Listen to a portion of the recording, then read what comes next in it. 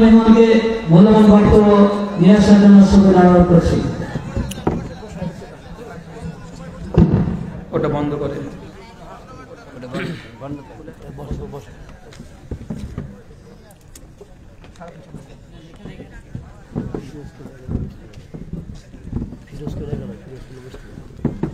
আসসালামু আলাইকুম ওয়া রাহমাতুল্লাহি ওয়া বারাকাতুহু।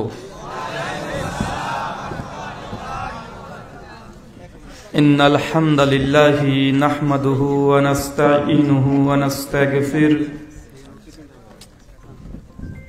ওয়া নাউযু বিল্লাহি মিন শুরুরি আনফুসিনা ওয়া মিন সাইয়্যাতি আমালিনা। من يهده الله فلا مضل له ومن يضلل فلا هادي له واشهد ان لا اله الا الله وحده لا شريك له واشهد ان محمدا عبده ورسوله اما بعد فإن خير الحديث كتاب الله وخير الهدي هدي محمد صلى الله عليه وسلم وشر الأمور محدثاتها وكل محدثة بدعة وكل بدعة ضلالة وكل ضلالة في النار. أعوذ بالله السميع العليم من الشيطان الرجيم من همزه ونفخه ونفسه. يا أيها الناس اتقوا ربكم الذي خلقكم من نفس واحدة وخلق منها زوجها وبث منهما رجالا كثيرا ونساء واتقوا الله الذي تساءلون به والأرحام إن الله كان عليكم رقيبا. يا أيها الذين آمنوا اتقوا الله حق تقاته ولا تموتن إلا وأنتم مسلمون. يا أيها الذين آمنوا اتقوا الله وقولوا قولا سديدا يصلح لكم أعمالكم يغفر لكم ذنوبكم ومن يطع الله ورسوله فقد فاز فوزا عظيما. قال رب اشرح لي صدري ويسر لي أمري واحلل عقدة من لساني يفقهوا قولي ربي زدني علما ওয়াজিদনি ফাহমা। সমস্ত প্রশংসা সেই মহান সত্তা আল্লাহ সুবহানাহু ওয়া তাআলার জন্য, যিনি আমাদের সৃষ্টি করেছেন। শুধু সৃষ্টি করেননি, এই পৃথিবীতে সহস্র কোটি মাখলুকাত সৃষ্টি করার পরেও যিনি আমাদের এই মানব জাতিকে সর্বশ্রেষ্ঠ জাতি, সর্বশ্রেষ্ঠ মাখলুকাত এবং সর্বশ্রেষ্ঠ নবী মুহাম্মদে আরবি সাল্লাল্লাহু আলাইহি ওয়াসাল্লামের উম্মত হিসেবে প্রেরণ করেছেন, সেই মহান সত্তা আল্লাহ সুবহানাহু ওয়া তাআলার সংক্ষিপ্ত শুকরিয়া সুজুদ আদায় করি। তার নিজের শেখানো ভাষা দিয়ে সকলে এক বাক্যে পড়ি আলহামদুলিল্লাহ। মহান সত্তা আল্লাহ সুবহানাহু ওয়া তাআলার কাছে দোয়া, এই প্রার্থনা, আল্লাহ সুবহানাহু ওয়া তাআলা, আমরা মানুষ, আমরা কম বেশি ছোট বড় ভুল ত্রুটি বিচ্যুতি গুনাহ পাপ অন্যায় করে থাকি। আজকের এই আলোচনা সভার ওসিলায় তুমি আমাদের পেছনের ছোট ছোট গুনাহগুলোকে ক্ষমা করে দাও। সকলে পড়ি আমিন। কৃষ্ণপুর মুসলিমা জান্নাত মহিলা হাফেজে মাদ্রাসার উন্নতি কল্প এবং পরিচালনায় আজ প্রথম বার্ষিকী আজিমুশ শান ইসলামী আলোচনা সভা, তারিখ 25শে নভেম্বর 2024 সোমবার। আজকের এই আলোচনা সভাটিকে সফল করার জন্য যারা সার্বিক দিক থেকে সাহায্য এবং সহযোগিতা করেছেন, তাদের প্রত্যেকের নাম স্বতন্ত্রভাবে নিয়ে শুকরিয়া আদায় করা সম্ভব নয়। তারপরে সভাপতি, সহসভাপতি, প্রধান অতিথি, বিশেষ অতিথি এবং সম্মানিত অতিথিবৃন্দু যারা এসেছেন এবং দূর দূরান্ত থেকে যেসব দিনী ভাই এবং বোনেরা আলোচনা শ্রবণের উদ্দেশ্যে এসেছেন, তাছাড়া যারা অর্থ, শ্রম, মেধা, দোয়া এবং পরামর্শ দিয়ে এই আলোচনা সভাটিকে সফল করার উদ্দেশ্যে ব্যয় করেছেন, আল্লাহ সুবহানাহু ওয়া তাআলা তুমি তাদের প্রত্যেকের নেক নিয়াত এবং নেক আমলগুলোকে কবুল করে নাও, সকলে পড়ি আমিন। সম্মানিত সুধী, বাদ মাগরিব থেকেই বিভিন্ন আলোচক তারা পবিত্র কোরআনুল কারীম এবং হাদিস মুবারাকা থেকে অনেক গুরুত্বপূর্ণ আলোচনা আপনাদের সামনে পেশ করেছেন। আজকের এই আলোচনা সভার অন্তিম লগ্নে আপনাদের সামনে উপস্থিত হয়েছি একটি নির্দিষ্ট বিষয় নিয়ে কথা বলার উদ্দেশ্যে। আজকে যে বিষয়ে আলোচনা হবে, আলোচ্য বিষয় ইবাদত করেও জাহান্নামে যাবে যারা। কি বললাম বলেন তো? ইবাদত করেও জাহান্নামে যাবে যারা। আলোচনার বিষয়বস্তু থেকে অন্ততপক্ষে স্পষ্ট হয়ে গেছেন যে আমাদের সমাজে অনেক মানুষ আছে যারা ইবাদত করবে, আমল করবে। আপনি দেখছেন ব্যক্তিটা ইবাদত করছে, আমল করছে, তারপরে মৃত্যুর পর দেখা যাবে সে জান্নাতে যায় নাই, সে জাহান্নামে গিয়েছে। মানে ইবাদত করেও মানুষকে জাহান্নামে যেতে হবে, এটা আপনি নিশ্চিত বিশ্বাস করেন। এটা কষ্টের। একজন মানুষ সালাত আদায় করে না, হজ করে না, দান সদাকা কিছু করে না, সে ব্যক্তি জাহান্নামে যাবে, এটা মেনে নেওয়া যায়। কিন্তু একজন ব্যক্তি ইবাদত করবে, ইবাদত করেও তাকে জাহান্নামে যেতে হবে, এটা অনেক কষ্টের বিষয়। কারণ আমরা অধিকাংশ ক্ষেত্রে যখন ইবাদত বা আমল করি, এগুলো আমাদের আবেগবশত ইবাদত করি, আমরা জানারও চেষ্টা করি না আপনি যে ইবাদত বা আমলটা করছেন এটা কোরআন সুন্নাহর অনুকূলে আছে না নেই। ইবাদত করার পূর্বে কিছু শর্ত আছে, আমরা সেগুলো জানার বা বোঝার আমরা চেষ্টাই করি না। এমন আছে না নাই? কথা বলেন। অনেক মানুষ মনে করে, জাস্ট একটা উদাহরণ দিই, অনেক মানুষ যেগুলোকে মনে করে ইবাদত, কিন্তু প্রকৃতপক্ষে সেগুলো ইবাদত নয়। কয়েকটা উদাহরণ দিয়ে বুঝতে পারবেন, কেউ কষ্ট নেবেন না আমার কথাতে। আপনারা জাস্ট বোঝাতে এসেছি। আমার কথার পেছনে যদি কোরআনুল কারীমের কোনো আয়াত থাকে অথবা হাদিসে মুবারাকা থাকে, তাহলে আপনি যদি মুসলিম হন আপনি মানতে বাধ্য। আর আমার ব্যক্তিগত কোনো কথা, যে কথার পেছনে কোরআনের আয়াত বা হাদিস নেই বা আমি রেফারেন্স দিচ্ছি না, এমনি বকছি, তাহলে আমার কোনো কথার আপনি গ্রহণ করবেন না। এটা আপনাদের কাছে আমারও একান্তই অনুরোধ যে আমার এমন কোনো কথা মানবেন না যার পেছনে কোরআন অথবা হাদিসে মুবারাকা থেকে কোনো তথ্য বা প্রমাণ নেই। আল্লাহ বলছেন পবিত্র কোরআন সূরা জুমার সূরা নম্বর 39 আয়াত নম্বর 17 এবং 18, আল্লাহ বলছেন আল্লাযীনা ইয়াসতামিউনাল কওল ফায়াত্তাবিউনা হাসানা উলাইকা আল্লাযীনা হাদাহুমুল্লাহ ওয়া উলাইকা হুম উলুল আলবাব। বাংলা মানে আল্লাযীনা ইয়াসতামিউনাল কওল, যারা মনোযোগ সহকারে কথা শ্রবণ করে। আল্লাহ কি বলছেন বলেন তো চাচা? যারা মনোযোগ সহকারে কথা শ্রবণ করে, মানে কথা আপনাকে শুনতে হবে। দূর থেকে বসে থাকবেন যে ওরা আলাদা, এরা আহলে হাদিস, আমরা হানাফি, এরা চরমনাই, আমরা জামাত, এরা ইনাদপুরি, আমরা মাঝভান্ডারি, আমি দেওয়ানবাগি, আমি আটরশি, আমি তাবলিগি। এরকম ভাই মানুষ আছে না নাই? কথা বলে সমাজে আছে। আগে থেকে ভাগ হয়ে যায়, আগে থেকে কথা শুনতে চাই না, আগে থেকে নিজেদের দলটাকে আমরা আলাদা আলাদা করে নিই, মানে কথা শ্রবণ করার চেষ্টাই করি না। আল্লাহ কোরআনের সূরা জুমারের 17-18 নম্বর আয়াতে বলছেন আল্লাযীনা ইয়াসতামিউনাল কওল, যারা মনোযোগ সহকারে কথা শ্রবণ করে। মানে আল্লাহ বলছেন আপনাকে কথা শুনতে হবে। কে বলছে এটা গুরুত্বপূর্ণ নয়, বরং কার কথা বলা হচ্ছে এটা হচ্ছে গুরুত্বপূর্ণ। কখনো রাস্তার ফকিরও আপনাকে এমন একটা কথা, একটা উপদেশ দিয়ে দিতে পারে যেটা আপনার জীবনের মোড় পরিবর্তন হয়ে যেতে পারে। পারে কি পারে না? কথা বলেন। তাই কথা কে বললো এটা গুরুত্বপূর্ণ নয়, কার কথা বলা হচ্ছে এটা হচ্ছে গুরুত্বপূর্ণ। তার জন্য আমি আগেই শর্ত নিজের জন্য বেঁধে নিয়েছি যে আমি যদি কোরআন বা হাদিস ব্যতীত কোনো কথা বলি, আমার সেই কথাকে আপনি মুসলিম হিসাবে একদম জাস্ট ইগনোর করে দিবেন, মানবেন না। এটা আপনার প্রতি আমারও দাবি। আল্লাহ বলছেন আল্লাযীনা ইয়াসতামিউনাল কওল, যারা মনোযোগ সহকারে কথা শ্রবণ করে। এক শ্রেণী মানুষ আছে দেখবেন আমাদের মধ্যে ভাগাভাগি করতে চাই, আগে থেকে বলে দেয় যেটা হচ্ছে ওই জামাতের বক্তা, এর কথা শোনা যাবে না। ডাক্তার জাকির নায়েক, ও হচ্ছে আহলে হাদিস, ও হচ্ছে ওয়াহাবি। ভাই এমন কথা বলে, কি বলে না? কথা বলেন। মুসলমানরাই বলে যে ডাক্তার জাকির নায়েকের বক্তব্য শোনা যাবে না, শেখ আব্দুর রাজ্জাক বিন ইউসুফ হাফিজাহুল্লাহর বক্তব্য শোনা যাবে না। এরকম মানুষ আছে না নাই? কথা বলেন। আছে। কিন্তু আল্লাহর দাবি যে না, তুমি কথা শ্রবণ করো, শুধু শ্রবণ করলেই হবে না।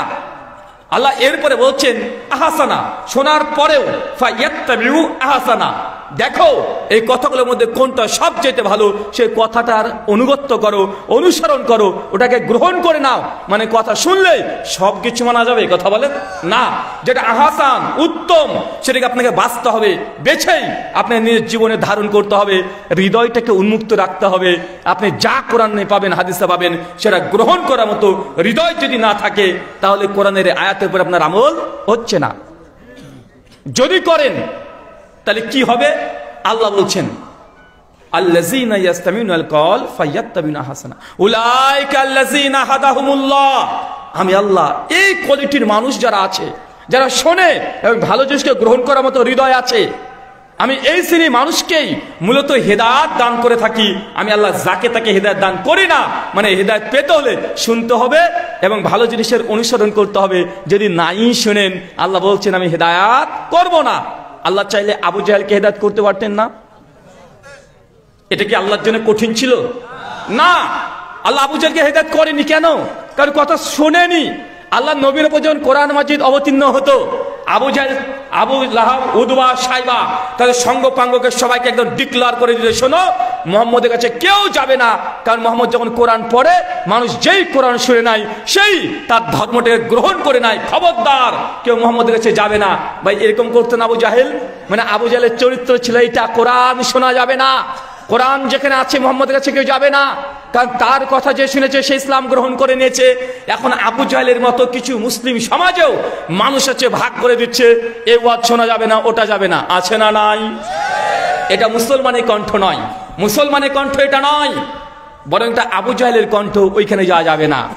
আল্লাহ সুবহানাহু ওয়া তাআলা বলছেন তারপরে এরা হচ্ছে উলুল আলবাব, প্রকৃতপক্ষে এরা হচ্ছে বুদ্ধিমান। এখন আমরা এখান থেকে চারটে জিনিস শিখলাম। এক, কথা শুনতে হবে। দুই, হৃদয় উন্মুক্ত রাখতে হবে, যেটা ভালো, সবচেয়ে ভালো আহসান, সেটাকে গ্রহণ করতে হবে। তিন, আল্লাহ এদেরকেই বলছে আমি মূলত হেদায়েত দিয়ে দেবো। চার, আল্লাহ তারপরে বলছে এরাই প্রকৃত বুদ্ধিমান। এই চারটে মানে মনে থাকবে তো? আচ্ছা, কোরআনের আয়াতে যে আল্লাহ বললেন যে আহসান, উত্তম জিনিসের অনুসরণ করো, ভালো কথাগুলোর অনুসরণ করো। এখন কার কথা ভালো? রবীন্দ্রনাথ ঠাকুরের? কেন তার কথা ভালো নয়? জি, কেন? রবীন্দ্রনাথ ঠাকুর কত সুন্দর আপনাদের বাংলাদেশের কবিতা রচনা করেছে, করে না ভাই? কেন কাজী নজরুল ইসলামের কথা ভালো নয়? তার কবিতা, তার সাহিত্য, ঝংকার, ভাষা, মাধুর্যতা অনেক উচ্চ লেভেলের, ওই দিক থেকে কোনো ঘাটতি নেই। কিন্তু উত্তম কথা বলতে গেলে এটা কোনো কবির কথাকে বলছে না। উত্তম কথা বলতে কবি নয়, ফিরে যেতে হবে নবীর দিকে। কোন দিকে কথা বলেন? কাজী নজরুল ছিলেন কবি, তার দ্বারা ভুল হতে পারে এবং ভুল হবে, এটাই ঠিক। কুল্লু বানি আদম খাত্তাউন, প্রত্যেক আদম সন্তান ভুলকারী। জামি তিরমিজি হাদিস না 2499 সনদ হাসান। তার মানে একজন কবি আর একজন নবীর মধ্যে পার্থক্য করতে হবে। মানে নবী তিনি যে কথা বলছেন, নিজের ব্যক্তিগত কোনো কথা তিনি বলতেন না। আল্লাহ কোরআনে বলছেন সূরা নাজম সূরা 53 আয়াত নম্বর 3 এবং 4, ওয়ামা ইয়ানতিকু আনিল হাওয়া ইন হুয়া ইল্লা ওয়াহয়ু ইউহা। আমার নবী তোমাদেরকে যে কথা বলে নিজের তরফ থেকে কিছু বলে না। আমি আল্লাহ যা ওহী করি আমার নবী তাই তোমাদের কাছে বলে দেয়। মানে নবীর কথা মূলত পরোক্ষভাবে। এটা কার কথা? কথা বলেন। এটা আল্লাহ সুবহানাহু ওয়া তাআলা আদেশ করছেন তুমি এটা বলো, এটা বলো। তখন নবী এই কথা বলছে মানুষের কাছে। তাই আহসান, উত্তম কথা বলতে কোনটা, আল্লাহ নবী নিজে ব্যাখ্যা করে দিচ্ছেন। সেই মুসলিম হাদিস নম্বর 850, আল্লাহ নবী বলছেন ফাইন্না খায়রাল হাদিসি কিতাবুল্লাহ। শুনে রাখো, দুনিয়াতে সবচেয়ে ভালো যদি কোনো কথা হয়ে থাকে সেটা হচ্ছে কিতাব আল্লাহ, আল্লাহর কিতাবের কথা। বলেন তো চাচা কার কথা? না পীর সাহেব? পীর সাহেব নাকি?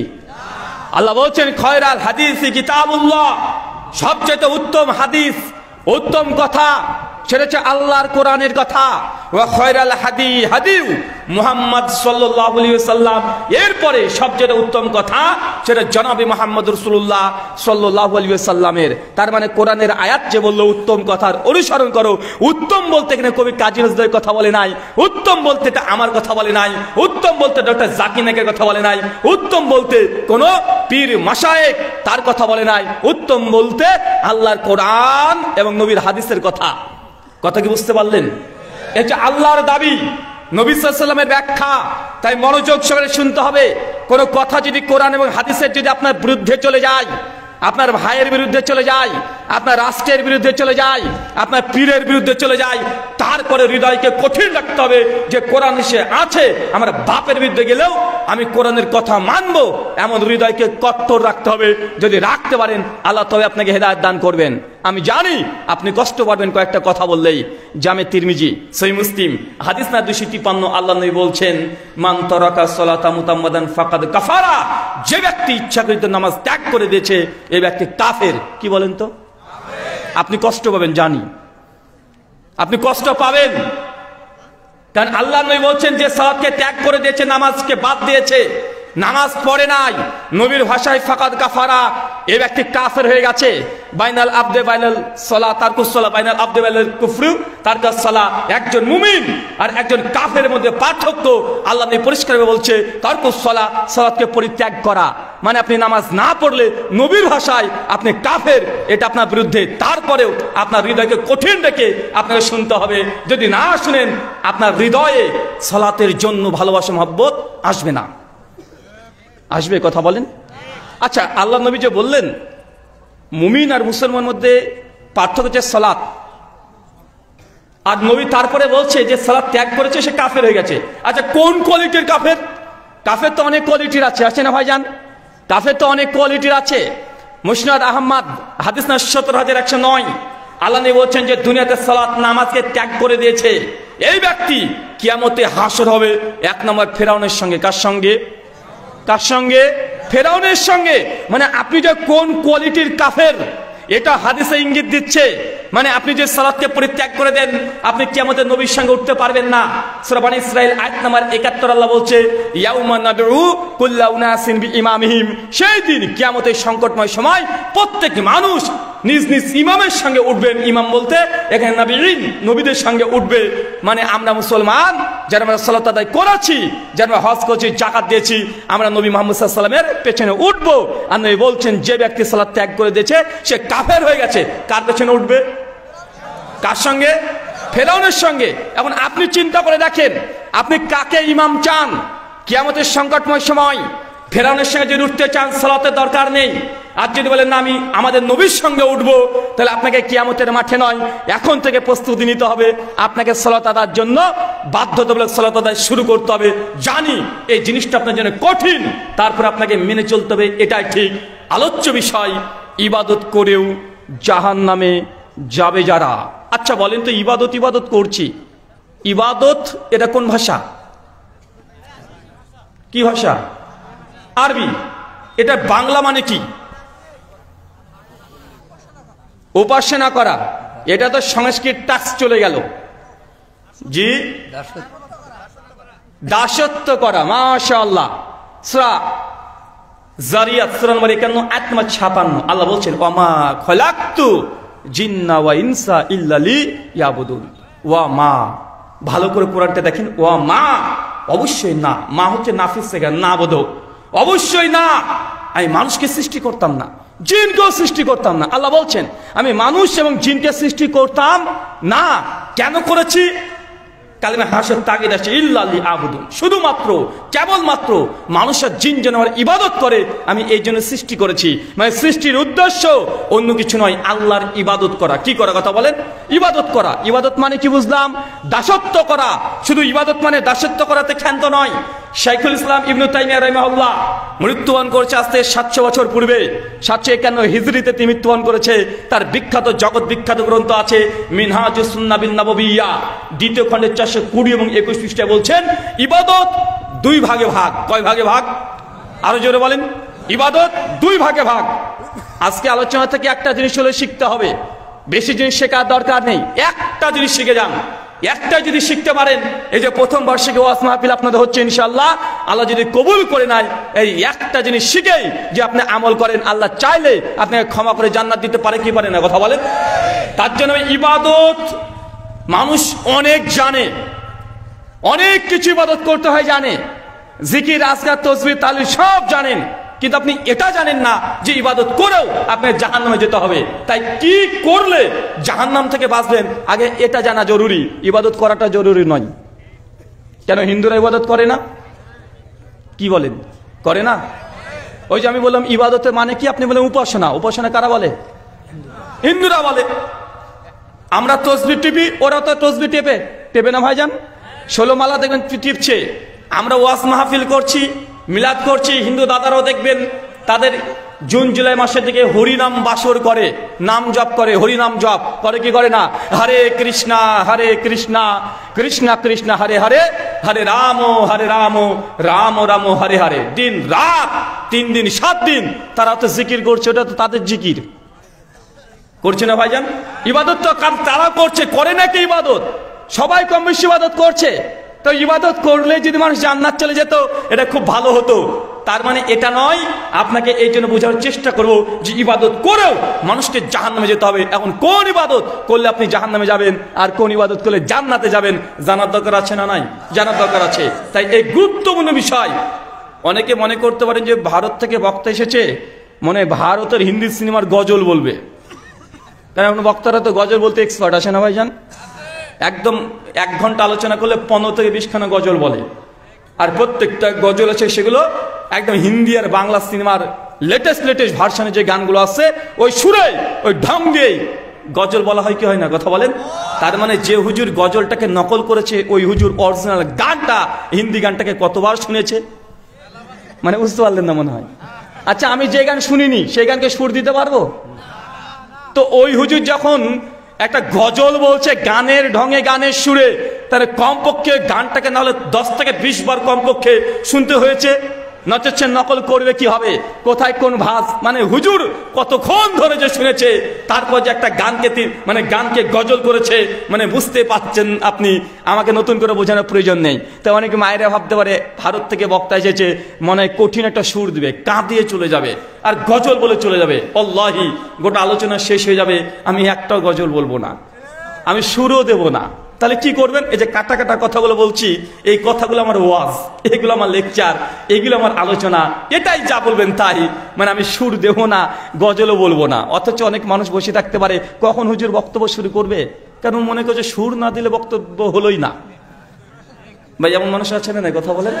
বলে যখন শুরু করবে মাগো এক টান একদম রাজশাহী, মানে যতক্ষণ এই টান না ধরবো ততক্ষণ ভাবছে যে না কি ব্যাপার, বক্তা কথাই কেন বলে, বক্তব্য কেন দেয় না, ওয়াজ কখন হবে, মানে ওয়াজ ওই সুরটাকে মনে করেছে। এটা আমাদের বর্তমানে ওয়াজ মাহফিলের বর্তমানে সামনে থেকে আমরা যা দেখছি তাই।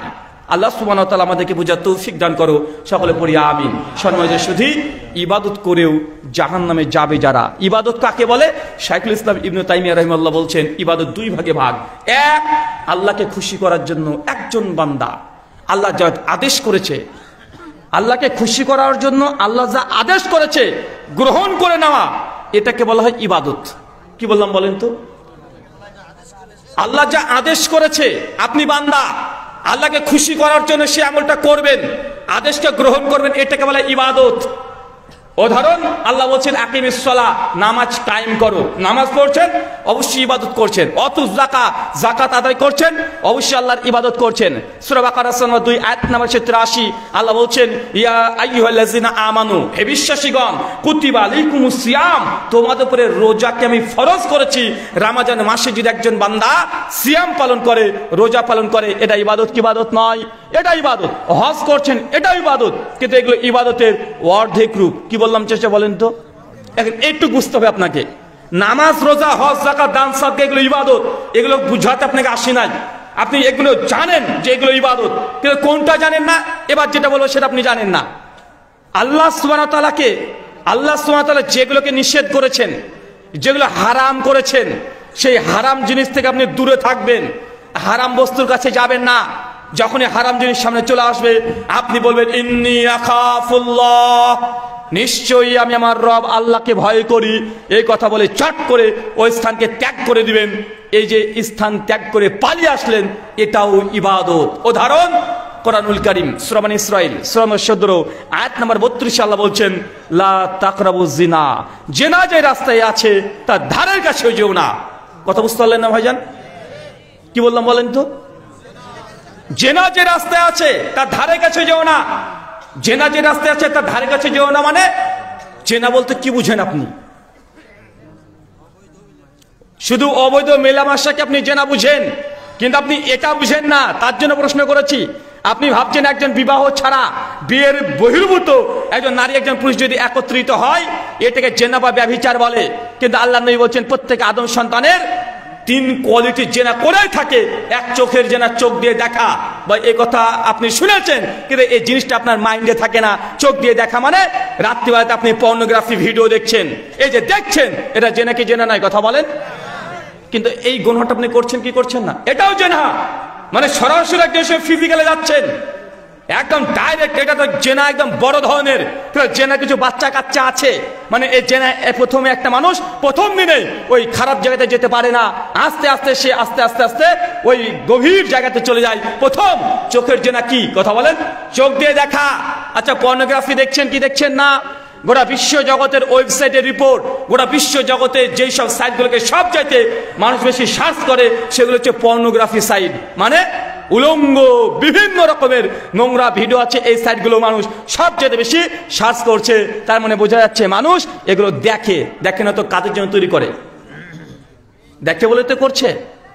চোখ দিয়ে দেখা, কান দিয়ে শুনছেন, অন্তর দিয়ে কল্পনা করছেন। হঠাৎই দেখছেন গভীর রাত্রিতে একটা মেয়ে আপনাকে ফোন করেছে, আপনি যুবক তরুণ, এসে বলছে ভাইয়া কেমন আছেন। আপনি নাম্বারটা দেখে বুঝতে পারছেন যে এটা আপনার নাম্বার না, পরিচিত নাম্বারও না, একটা মহিলার কণ্ঠ। আপনি সঙ্গে সঙ্গে বলছেন যে আপু আপনি কে বলছেন। মেয়েটা আপনাকে একটু কোমল কণ্ঠে বলছে ভাই আপনি চিনতে পারবেন না আমাকে, তবে আপনার নাম্বারটা ফেসবুক থেকে পেয়েছি। আপনি বলছেন বোন কে বলছেন, বলবেন তো, বলছে আপনি আল্লাহই চিনতে পারবেন না, তবে কথা বলতে থাকেন, আস্তে আস্তে চেনা জানা হয়ে যাবে।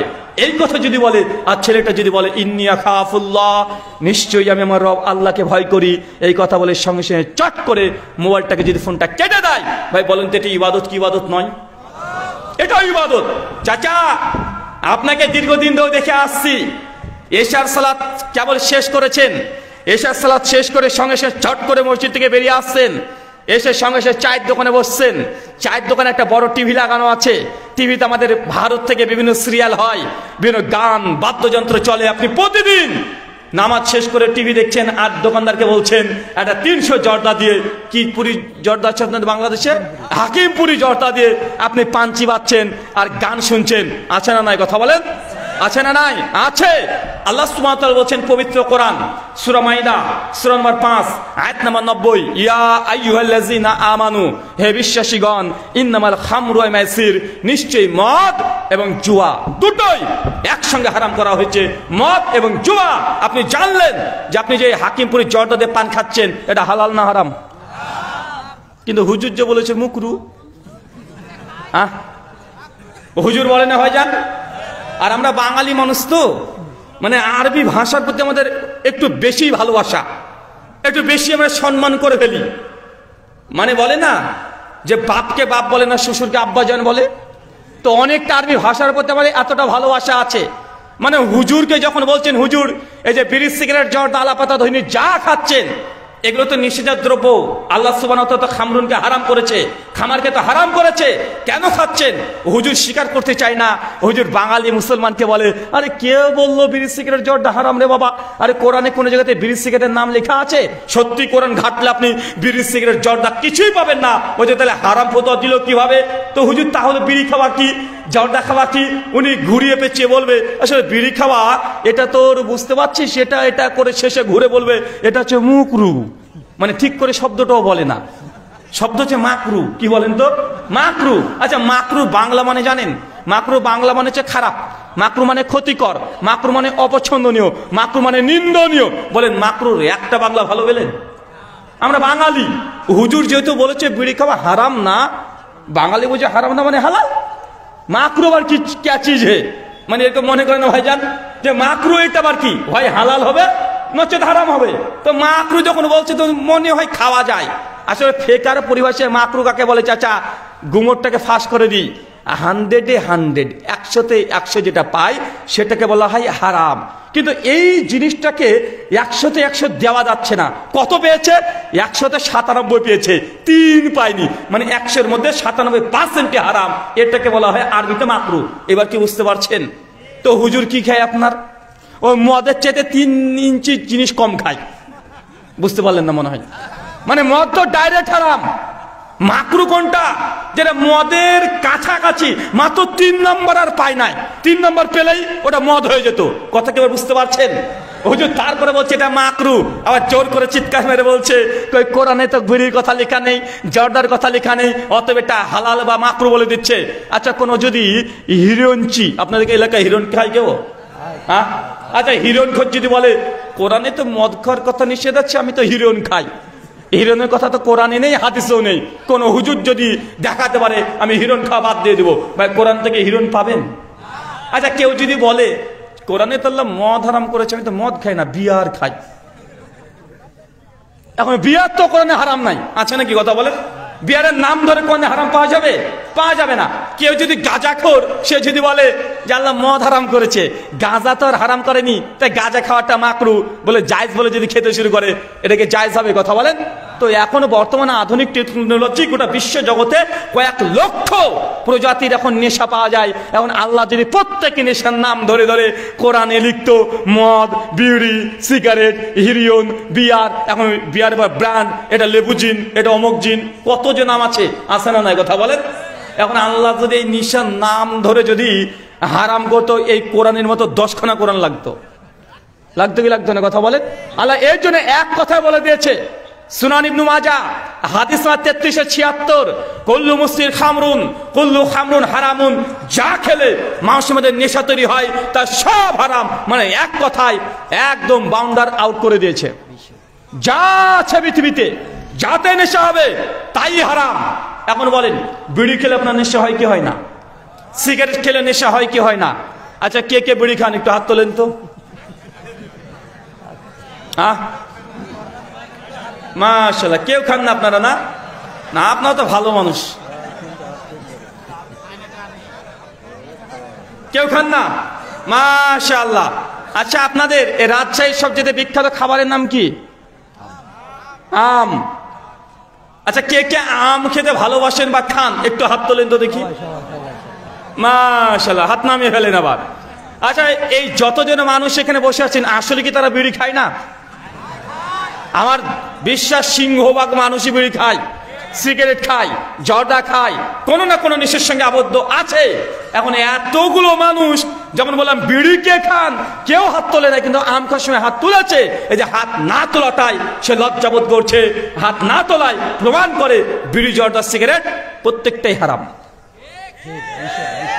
আর আপনি যদি মনে করেন না না হুজুর আসলে এগুলো আমার নেশা হয় না, নেশা হয় না, তো তুমি তো এই কথা প্রতিদিনই বলো। ভাইজান সকালবেলায় যদি বিড়িতে একটা টান না মারি না, আমার পেটি ক্লিয়ার হয় না। ভাই এমন মানুষ আছে না নাই যে এই নিচ দিয়ে যদি উপর দিয়ে যে একটা টান না মারা হয় আপনার পায়খানায় ক্লিয়ার হয় না, এ রুগী আছে নাই? এখানে দেখেন, তারপরে আপনার যে নেশা আপনার হয়, এটা তো জ্বলন্ত প্রমাণ। মিথ্যা কথা বলছেন যে বিড়িতে আপনার নেশা নাই। আচ্ছা নেশার অনেকগুলো কোয়ালিটি আছে, তার মধ্যে একটা কোয়ালিটি হচ্ছে এটা, যেটা খেলে পেট ভরে না, না খেলেও ভালো লাগে না, এটাও নেশা। কথা বুঝতে পারলেন না ভাইজান?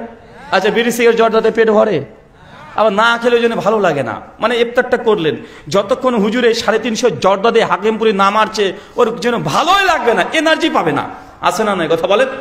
মানে পারলে ও পানি খেয়ে সঙ্গে সঙ্গে জর্দা দিয়ে পান খেয়ে নেয় একখান আগে। ভাই এমন মানুষ আছে না নাই? আছে। মনে রাখবেন কোন ব্যক্তি যদি ইবাদত করছে, 1000 রাকাত নামাজ পড়েছে, তারপর যদি হারাম খায়, হারাম পান করে, আল্লাহ তার ইবাদত কবুল করবে? কথা বলেন। লা ইয়াদখুলুল জান্নাহ, আল্লাহ বলছে ওই ব্যক্তি জান্নাতে যাবে না। কে? মুদমিনুল খামরুন, যারা নিয়মিত প্রতিদিন নেশার দ্রব্য খাচ্ছে, পান করছে। আচ্ছা পৃথিবীতে কোন মানুষ মদ প্রতিদিন খায়? খায় না, সপ্তাহে 2 দিন, 4 দিন, 5 দিন, 7 দিন। কিন্তু আল্লাহ নবী বললেন প্রতিদিন যারা নিয়মিত নেশাজাত দ্রব্য খাচ্ছে, পান করছে, এরা জান্নাতে যাবে না। কোন নেশা প্রতিদিন করা হয়? কোনটা করা হয়? এটা বিড়ি, সিগারেট, জর্দা। তার মানে বুঝতে হবে এই জিনিস যদি আপনি খান, ছোট্ট 1 টাকা দাম না একটা বিড়ির, আপনি যে আজকে দান করবেন 1000 টাকা, এই দানকে বাদ করে দেওয়ার মতো ক্ষমতা বিড়ির আছে। বুঝতে পারলেন না মনে হয়?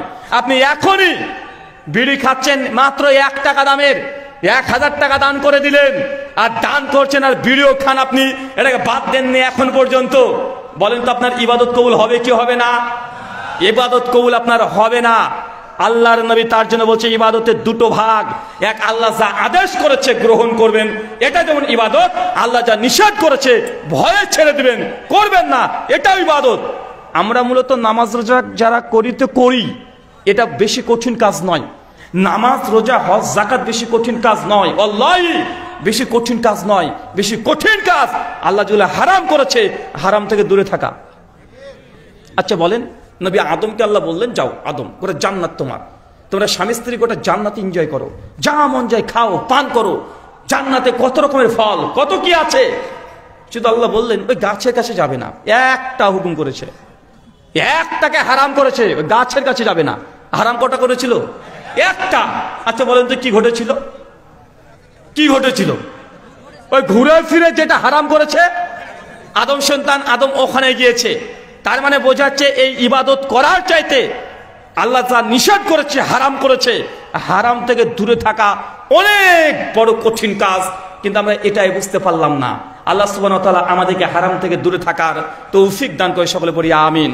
সম্মানিত শুধু আলোচ্য বিষয়, ইবাদত করেও জাহান্নামে যাবে যারা। কোরআনুল কারীম খুলেন সূরা গাশিয়া সূরা নম্বর 88 আয়াত নম্বর 3 এবং 4 এবং আল্লাহর এই কথাটা শুনেন। আল্লাহ কি বলছেন দেখেন, আমিলাতুন নাসিবা, বলছে এক শ্রেণীর ইবাদত গুজার বান্দা আছে।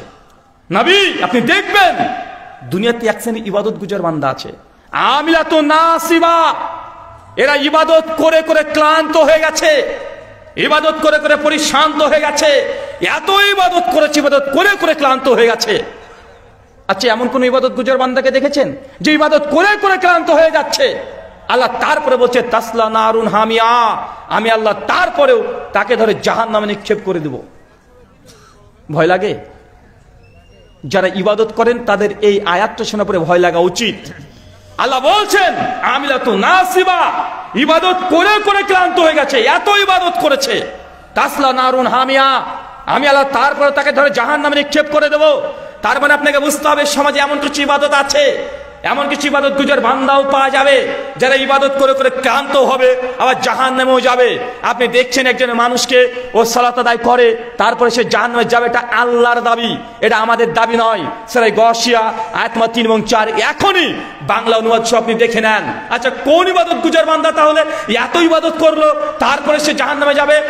কষ্ট পাবেন না, একটু উদাহরণ দিই, ধৈর্য ধারণ করে শোনেন। এটা আপনার কল্যাণের জন্য বলছি, আপনাকে রাগানোর জন্য নয়। আচ্ছা রমজান মাসে এমন ইবাদত গুজার বান্দাকে আপনি দেখতে পাবেন, দেখবেন রাত্রি 8:15 এশার জামাত শুরু হয়ে যায়। আছে না নাই কথা বলেন? সমাজে আছে 20 টাকার তারাবি না 8 টাকার তারাবি, মারামারিটা নিয়ে চলছে কি চলছে না? কে 20 টাকা পড়লো, কে 8 টাকা পড়লো, এটা নিয়ে মারামারি। তুমি 8 টাকা পড়ো, তুমি হচ্ছে নামাজ চোর। আহলে হাদিসকে অনেক মানুষ বলে না ভাইজান যে আহলে হাদিস হচ্ছে নামাজ চোর, এমন কথা বলে না কেন? বলছে 20 টাকার তারাবি ছিল, এটা 8 টাকা করে দিয়েছে, অতএব আমরা নাকি নামাজ চোর। কিন্তু তারা 20 টাকার তারাবি পড়ছে কত মিনিটে? আমি আমাদের এলাকার মসজিদের কথা বলি, 8:15 এশার জামাত শুরু হয়, এশার নামাজ পড়ে, সুন্নাত পড়ে, নফল পড়ে, তারপরে ইমাম সাহেব 4 রাকাত 4 রাকাত 4 রাকাত করে 20 রাকাত তারাবি পড়ায়, 3 রাকাত বিতের পড়ায়, আবার 2 রাকাত সুন্নাত, আবার 2 রাকাত নফল, টোটাল 37 রাকাত নামাজ পড়াচ্ছে। 8:15 শুরু করে 9টা বাজতে 10 মসজিদ ফাঁকা। আছে না নাই কথা বলেন? 35 মিনিটে 37 রাকাত নামাজ, এ রকেট হুজুর। কি বলেন তো ভাইজান? 35 মিনিটে 37 রাকাত নামাজ, এ চারটেখানে ব্যাপার। এই জন্য তো আমি বলেছি যে আপনি 8 টাকা 20 টাকা নিয়ে কি মারামারি করছেন? 8 টাকা 20 টাকা এটা বড় কথা নয়। আর বর্তমান সমাজে মানুষ তো তারাবির নামাজ, আমি তো বলি সমাজে তারাবি উঠে গেছে। তারাবি বলে নামাজ আমার জানা মতে আর বাঙালিরা পড়ে না। তারাবি নামাজের নাম পরিবর্তন করে আমি নাম রেখে দিয়েছি, এটা তারাবির নামাজ নয়, নামাজের নাম হচ্ছে তাড়াতাড়ি নামাজ। কি নামাজ কথা বলেন? আরে বাঙালি বুঝে নিয়েছে তারাবি নামাজ মানে তাড়াতাড়ি নামাজ। না তো যে হুজুর একটু আগে এশার 4 রাকাত নামাজ পড়েছে, দীর্ঘ 10 থেকে 15 মিনিট সময় নিয়েছে, কত সুন্দর করে একই হুজুর যখন পড়ছে এশার নামাজ, আল্লাহু আকবার, সুন্দর করে তাকবীর, সুন্দর করে কিরাত, ধীরে সুস্থে রুকু সিজদা সব ঠিকঠাক থাকে কি থাকে না?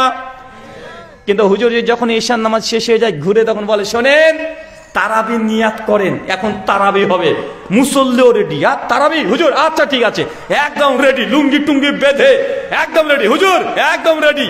ভাই আছেন না, কথা বলেন। এবার হুজুরের খেল শুরু হয়ে গেল। আল্লাহু আকবার, আলহামদুলিল্লাহ মালিক ইয়াউমিদ্দিন, ইয়াকা না'বুদু ওয়া ইয়াকা নাস্তাইন, আল্লাহু আকবার, সামি আল্লাহু লিমান হামিদা, আল্লাহু আকবার, আশহাদু আল্লা ইলাহা।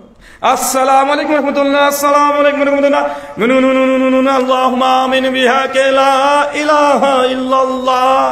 এত জোরে না হলেও একদম আস্তেও হয় না, আছে না নাই, কথা বলেন। আরে অনেক চাচার বয়সের মানুষ, ৭০ বছরের বয়স, আর যে তারাবির নামাজ পড়ছে তার বয়স ২২ থেকে ৩০। ওর যে স্ট্যামিনা, ওর যে ক্ষমতা, যা পাওয়ার, এত দ্রুত নামাজ পড়তে পারবে। ৭০ বছরের চাচা দেখবেন ও রুকু থেকে উঠতে উঠতে উঠতে উঠতে হুজুর একটা সিজদা কমপ্লিট হয়ে গেছে। চাচা একটা রুকুই পায় না ঠিক মতো, মানে রুকু থেকে উঠবে ওর একটা সিজদা শেষ। এরকম মুসল্লিও দেখা যায়, আছে না নাই, কথা বলেন। তো আপনি যে ঝড়ের গতি তারাবি নামাজ পড়ছেন, ২০ রাকাত কেন, ২০,০০০ রাকাত যদি নামাজ পড়েন, এই নামাজ আল্লাহর আরশ পর্যন্ত পৌঁছাবে না, মসজিদের ছাদে আটকে থাকবে একদম। আপনি তারাবি নিয়ে মারামারি করছেন, তারাবি ৮ টাকা না ২০ রাকাত। আরে আমি তো বলেছি ২০ রাকাত তারাবি যদি পড়তে চান, আপনি বলছেন নবী বা উমর বিন খাত্তাব পড়েছে, যদিও কথাটা সত্য নয়, আমি সেই মাসালায় যাচ্ছি না যে তারাবি ৮ না ২০। আমি আপনাকে কথা বলছি, এই তারাবির নামাজকে যেভাবে আপনি অপমান করছেন, নামাজের সঙ্গে বাদরামি করছেন, এই নামাজ কিয়ামতের মাঠে আপনার বিরুদ্ধে সাক্ষী দেবে। আল্লাহ নবী বলছেন, আল কোরআন হুজ্জাতুল আলাইক, কোরআন কিয়ামতের মাঠে মানুষের পক্ষে অর্থাৎ কোরআন মানুষের বিপক্ষে সাক্ষী দেবে। সিয়াম, রোজা কিয়ামতের মাঠে মানুষের পক্ষে অথবা বিপক্ষে মানে আপনার বিপক্ষে কথা বলবে, মানে রোজার ক্ষমতা হবে কিয়ামতের মাঠে। বলে আল্লাহ, এই বান্দা প্রচুর নফল রোজা রাখতো, আল্লাহ ফরজ বাদ দিয়ে নফল রোজা রাখতো, আল্লাহ আল্লাহ তুমি তাকে জান্নাত দাও, জান্নাত দাও। আর আল্লাহ রোজার এই শাফাত তিনি কবুল করে নেবেন। আপনি যদি সালাতের সঙ্গে যদি বদমাইশি করেন, সালাতের সঙ্গে যদি চিটিংবাজি করেন, সালাতের সঙ্গে যদি ভণ্ডামি করেন, নোংরামি করেন, আপনার ব্যস্ততা, সালাত বুঝে না। সালাত হচ্ছে ইবাদত, এটা ধীর স্থির বজায় রেখে আদায় করতে হয়। আল্লাহ কোরআনুল কারিমে বলছেন, সূরা মুমিনুন আয়াত নাম্বার ১, ২, ৩, ৪ পর আয়াতগুলো দেখেন। আল্লাহ বলছেন, কদ আফলাহাল মুমিনুন আল্লাযীনা হুম ফি সালাতিহিম খাশিউন। ওই সমস্ত মুমিনদের সফল কাম যে নামাজের মধ্যে খুশু খুজু ধীর স্থির হবে নামাজ পড়ে, তারা হচ্ছে সফল কাম। এখন চাচা বলেন তো আপনার নামাজের কি হালাত, বলেন আপনারটা কি অবস্থা? আচ্ছা তারাবি মানে কি বুঝলেন তাহলে বলেন তো ভাইজান? তারাবি মানে তাড়াতাড়ি নামাজ। এই যে তারাবি মানে মানুষ রেডি, এখন জোরে জোরে পড়তে হবে, একদম ১০০ স্পিডে চালাতে হবে। অথচ তারাবির মানে কি জানেন? তারাবি হচ্ছে আরবি শব্দ তারবিহাতুন থেকে। তারবিহাতুন মানে বিশ্রাম, থেমে থেমে ধীরে ধীরে বসে বসে রেস্ট করে পড়ার নাম। তারাবি মানে কি কথা বলেন? ধীরে ধীরে পড়া, থেমে থেমে পড়া, বিরতি দিয়ে পড়া। মানে ৪ রাকাত পড়বেন, বিরতি দিবেন লম্বা, জিকির আজকার ধীরে ধীরে করবেন। আর আমাদের সঙ্গে তারাবি কি করা হয়, মনে তারাবির নামাজ তো পড়ছে না, কান ধরে উঠবস করাচ্ছে। ভাই এমন মনে হয় না? ওই কি এমন অপরাধ করেছি, হুজুরের মাথায় চাপ আছে, যে কোনো মূল্যে ২০ মিনিটে তারাবি শেষ করতে হবে। কেন? প্রথম দিন তারাবি শেষ হয়ে গেছে, হুজুরের সঙ্গে আর এক হুজুরের গল্প হচ্ছে, কিরে আজ তারাবিতে কত মিনিট সময় লেগেছে? বলছে তারাবিতে আজকে আমার ৪৭ মিনিট সময় লেগেছে। রে ৪৭ মিনিট, আমি আজকে ৩৩ মিনিটে শেষ করে দিয়েছি। ভাই এমন গল্প হয় না? এটা শুধু হুজুরের দোষ না, আপনারও দোষ আছে, আপনারও দোষ আছে। হুজুর যদি মনে করে যে আজকে ফজরে রহমানটাকে আজকে শেষ করব, নামাজ আরামসে পড়ছে, পিছন থেকে মুসল্লি খুশখুশ শুরু করে দেয়, আছে না নাই কথা বলেন? একটু যদি সিজদায় যদি হুজুর যদি একটু বেশিক্ষণ যদি তাসবিহ জিকির আজকারগুলো করতে শুরু করে দেয়, পেছন থেকে মুসল্লি এক করবে, আছেন না কথা বলেন? আছে না ভাইজান? এই যে আপনি যে ইবাদত করছেন, ইবাদতকে যদি মনোযোগী ভাবে না করেন, ইবাদতের সঙ্গে যদি বাদরামি, আপনার ব্যস্ততা দেখান, আল্লাহকে আপনার ব্যস্ততা দেখাচ্ছেন, এই ইবাদত কোথায় নিয়ে যাবে আপনাকে কথা বলেন? এই ইবাদত আপনাকে জাহান্নামে নিয়ে যাবে। ইবাদত করেও জাহান্নামে যাবে যারা। অতএব সালাত যখন আদায় করবেন, ধীর স্থিরতা বজায় রেখে আপনি সালাত আদায় করেন। আপনার ব্যস্ততা আছে, সুন্নাত নামাজ পড়ার দরকার নাই, নফল পড়ার দরকার নেই, যেটা ফরজ নামাজ ওটাকে বেশিক্ষণ সময় ধরে ওটা পড়েন। কথা বুঝতে পারলেন না মনে হয়? আপনাকে জোহরের ১২ রাকাত নামাজ পড়তে হয়, বা 10 রাকাত নামাজ পড়তে হয়, সময় নেই। এর জন্য আপনি ঝড়ের গতিতে 12 রাকাত নামাজ কেন পড়ছেন? আপনি ফরজ নামাজ ওটা ধীর স্থির ভাবে 12 রাকাতের সময় নিয়ে পড়েন, আপনি উঠে যান, আপনার কাজে চলে যান, তবুও ভালো। কিন্তু একসঙ্গে 12 রাকাত নামাজকে নষ্ট করলে এই ইবাদত আপনাকে জান্নাতে নিয়ে যাবে না। মায়েদেরকে একটা কথা বলে যাই, মায়েরা অবশ্যই বেশি ইবাদত করে, পুরুষ মানুষের চাইতে মেয়েরা ইবাদতে একটু বেশি। এখানে যতজন আলেম ওলামা শায়েখ মাশায়েখ আছে, একদম চ্যালেঞ্জ করে বলা যেতে পারে, যত বড় আল্লাহর ওলি হোক, যত বড় মুহাদ্দিস হোক, সেই ব্যক্তি যা ইবাদত করে তার স্ত্রী তার চাইতে একটা রাকাত বেশি হলেও সে নামাজ বেশি পড়ে। আছে না নাই? পুরুষরা কটা নফল রোজা রাখেন? দেখেন গা আপনার স্ত্রী, দেখেন গা কতগুলো নফল রোজা রাখে বছরে। আছে না নাই? কথা বলেন। মানে ঠিক করুক ভুল করুক, ইবাদত মেয়েরা কম বেশি, যেসব মহিলারা ইবাদত করে তারা করে, আর যারা খারাপ তো তারা খারাপ। মানে হয় এরা ভালো হয় অথবা খারাপ হয়, মেয়েরা মধ্য অবস্থায় থাকতেই পারে না। কথা বুঝলেন না ভাইজান? ভালো হলে বিশাল ভালো, আর খারাপ হলে মারাত্মক পর্যায়ে খারাপ। মানে মিডিল বলে গিয়ার বলে কিছু নেই, হয় একদম টপ গিয়ার না একবার ব্যাক গিয়ার। মানে বুঝতে পারছেন না? মানে ওরা মিডিল গিয়ারে থাকতে চায় না। যে মেয়েরা ভালো তো ভালোই, আর যে খারাপ তো খারাপ। আছে না নাই? কথা বলেন। আল্লাহ সুবহানাহু ওয়া তাআলা তুমি বুঝার তৌফিক দান করো, সকলে পড়ি আমিন। সম্মানিত শুধু ইবাদত করেও জাহান্নামে যাবে যারা। কি কি বুঝলেন এখান থেকে বলেন তো? আমি নতুন কিছু আপনাকে শেখাবো না, জাস্ট এই কথাগুলো বারবার স্মরণ করে দেবো। 2 রাকাত নামাজ পড়লে 2 রাকাতই পড়েন, নামাজের সঙ্গে বদমাইশি ছেঁচড়ামি করে আপনার নিজের জায়গা থেকে জাহান্নাম বানিয়ে নেবেন না। আল্লাহ সুবহানাহু ওয়া তাআলা বলছেন সহিহ বুখারীতে, আল্লাহ নবী বলছেন, হঠাৎই দেখছি একদিন আমাকে আল্লাহ সুবহানাহু ওয়া তাআলা জান্নাতে নিয়ে চলে গেল। জান্নাত দেখলাম, গোটা জান্নাত চতুর্দিক সুন্দর। এরপরে ফেরেশতা জিবরিল আলাইহিস সালামকে জাহান্নামে নিয়ে গেল। জাহান্নামে যেতে যেতে যেতে দেখছি কিছু মানুষকে আল্লাহ সুবহানাহু ওয়া তাআলা উল্টো করে ঝুলে রেখে দিয়েছে, যারা পাগুলো উপরে মাথাগুলো নিচে। মিশকাত হাদিস 4912। আল্লাহ বলছেন, ওই মানুষটাকে দেখছে তার জিহ্বাগুলোকে আর ঠোঁটগুলোকে আগুনে কাঁচি দিয়ে কেটে দিচ্ছে। আমি অবাক যে জাহান্নামীদের অনেক রকম শাস্তি দেখলাম, এত ভয়ঙ্কর শাস্তি, যার মাথা নিচে পা পড়ে আগুনে কাঁচি দিয়ে ঠোঁট কেটে দিচ্ছে, এগুলো শাস্তি কাউকে দেখি নাই। আল্লাহ নবী তখন জিবরিলকে বলছে, জিবরিল মান হাউলা জিবরাইল, এরা কারা যাদের এত ভয়ঙ্কর শাস্তি দেওয়া হচ্ছে? জিবরিলের সঙ্গে বলছে, ইয়া রাসূলুল্লাহ, এরা হচ্ছে আপনার উম্মতের বক্তা, খুতাবা, এরা হচ্ছে বক্তা। এদেরকে আজকে এইভাবে উল্টো করে ঝোলানো হয়েছে, তাদের ঠোঁটগুলোকে আগুনে কাঁচি দিয়ে কেটে দেওয়া হচ্ছে। কেন? আল্লাহ নবীকে জিবরিল বলছে, এরা মানুষকে ভালো ভালো কথা বলেছে, নিজেই আমল করেনি। এরা হচ্ছে উম্মতের আলেম, মানুষকে ভালো ভালো আদেশ করেছে, নিজে পালন করেনি। মানে হুজুরকেও জাহান্নামে যেতে হবে। কথা মনে বুঝতে পারলেন না? এই শাস্তি কার বলেন তো? এটা আমাদের, যার সমাজে আমরা দায়িত্ব নিয়েছি, যারা হাফেজ, কারি, মাওলানা, মুফতি, যারা বক্তা, খুতাবা, আমরা যারা হয়েছি, কিয়ামতের মাঠে কিছু মানুষকে আল্লাহ উল্টো করে ঝুলিয়ে রেখে দিবে, ঠোঁটগুলোকে আগুনে কাঁচি দিয়ে কেটে দিবে। কেন? মানুষকে ভালো কথা বলেছে, কিন্তু হুজুর নিজেই সে আমলগুলো করেনি। হুজুর নিজে বলেছে নেশা করা হারাম, হুজুর নিজেই জর্দা পান খেয়েছে। আছে না নাই? হুজুর নিজে বলেছে গান বাদ্যযন্ত্র শোনা যাবে না, আবার হুজুর ওই বিয়েতে চলে যাচ্ছে যে বিয়েতে ডিজে বাজছে দুমদাম, হুজুর সেই বাড়িতে বিয়ে পড়ে দিয়ে চলে আসছে, 5000 টাকা নিয়ে চলে আসছে, হুজুর অনেক খুশি, একবারে প্রতিবাদ করেনি। আছে না নাই? কথা বলেন। এ হুজুর যে মুখ বন্ধ করে রেখেছে, ভালো কথা মানে ভালো আদেশ করেছে, নিজে আমল করেনি, তাকে জাহান্নামে যেতে হবে। হুজুর কতবার বললো আপনাকে যে পণ নেওয়া হারাম, পণ দেওয়াও হারাম, যৌতুক নেওয়া দেওয়া হারাম। আবার হুজুর নিজে ওই বিয়ে বাড়িতে চলে গিয়ে বলছে, বলেন ছেলেকে কি দিয়েছে মেয়ে পক্ষ? বলছে লিখেন একটা R115 মোটরসাইকেল, 1 লাখ নগদ টাকা। ভাই আছে না নাই? কথা বলেন। বলেন তো এই হুজুরের জন্য যে ভালো কথা বললো, নিজে আমল করলো না, হুজুরের জায়গা কোথায়? শাস্তি কি? উল্টো করে ঝুলানো হবে, উল্টো করে ঝুলিয়ে একদম তাকে জাহান্নামে শাস্তি দেওয়া হবে। মিশকাত হাদিস নাম্বার 205 কিতাবুল ইলমের মধ্যে আছে। আল্লাহ বলছেন কিয়ামতের মাঠে 3 শ্রেণী মানুষকে আল্লাহ প্রথম তুলবেন। তার মধ্যে প্রথম হাফেজ, কারি, মাওলানা, এদেরকে আল্লাহ জিজ্ঞাসা করবেন, কারি সাহেব আপনাকে অনেক সুন্দর সুন্দর আমি গলার টোন দিয়েছি, আপনি কি করেছিলেন? গর্ব করে বলে, আল্লাহ সেই দিন দুনিয়াতে যেমন আমাকে টোন দিয়েছে, কোরআনের হাফেজ বানিয়ে দিয়েছে, আমিও গোটা বিশ্বের মানুষকে কোরআন পড়েছি, কোরআন পড়েছি। আল্লাহ বলবেন, আনতা কাযযাবতা, তুমি মিথ্যাবাদী, তুমি মিথ্যা কথা বলছো, তুমি আমাকে খুশি করার জন্য কিছুই করোনি।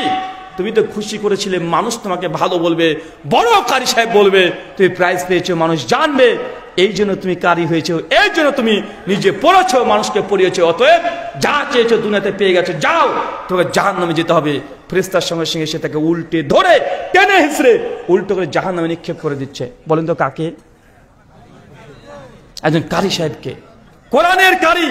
তার মর্যাদা অনেক, আলেমদের মর্যাদা আকাশচুম্বী।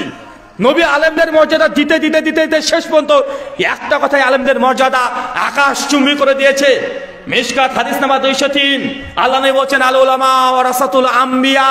আরে আলেমরা তো তারা হচ্ছে নবীদের ওয়ারিস, মানে নবীবিহীন 1400 বছর ইসলাম টিকে আছে কাদের মধ্যে? কথা বলেন, কাদের মধ্যে? আলেমদের জন্য। মানে ইসলাম, আগেকার নবী, অবাক হয়ে যাবেন, আমাদের নবীর সঙ্গে আমাদের দূরত্ব কত বছর? 1450 বছর।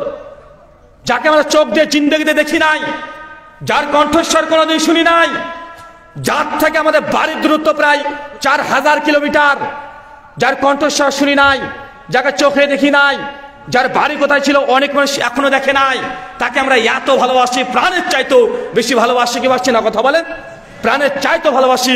কিন্তু আগে নবী এত লং টাইমে আসতো না, মানে পাড়ায় পাড়ায় নবী আসতো আগে। মানে এই পারে একটা নবী তো ওই পারে একটা নবী। দেখবেন, আপনি দেখবেন, আপনি জানেনই না। দেখেন নবী ইব্রাহিম, চেনেন নবী ইব্রাহিমকে? নবী, আচ্ছা, নবী ইব্রাহিমের 2 জন স্ত্রী, একটা হাজেরা, একটা সারা। সারার গর্ভে একজন সন্তান আসলো, নাম কি? ইসাহাক। কে? নবী। হাজেরা, তার সন্তানের নাম কি? ইসমাইল। কে? নবী। ইসাকের সন্তান ইয়াকুব, নবী। ইয়াকুব সন্তান ইউসুফ, 12 জন, নবী। চিন্তা করছেন, বাপ নবী, বেটা নবী, নাতি নবী, পোতা নবী, নবী আর নবী একই টাইমে 5টা 6টা 7টা করে নবী পেয়েছে। নবী ঈসা আলাইহিস সালাম নবী, ওই সময় জাকারিয়া আছে, ওই সময় ইয়াহইয়া আছে। কথা কি বুঝতে পারছেন? একসঙ্গে 3টে 4টা করে নবী। কিন্তু আমরা কোন নবী পেয়েছি ডাইরেক্ট? আমাদের নবীর থেকে আমাদের দূরত্ব 1450 বছর। 1450 বছর। রাস্তার দূরত্ব 4000। যার কণ্ঠ শোনার সৌভাগ্য হয় নাই, চোখে দেখার কোনো সৌভাগ্য হয় নাই। তো এই 1400 বছর ইসলামকে কে নিয়ে এসেছে? আলেমরা নিয়ে এসেছে, মাদ্রাসা নিয়ে এসেছে, ইলম জ্ঞান এগুলো নিয়ে এসেছে। যদি মাদ্রাসা বন্ধ হয়ে যেত, এই বিশুদ্ধ জ্ঞান আপনি পেতেন না। পৃথিবীতে অনেকগুলো ধর্মগ্রন্থ পৃথিবীতে বিদ্যমান আছে। আপনি এখনই চলে যান, গীতা, বাইবেল, বেদ, এতগুলো গ্রন্থ আছে, কিন্তু কোরআনের মতো বিশুদ্ধভাবে একটা গ্রন্থ প্রমাণিত নয়।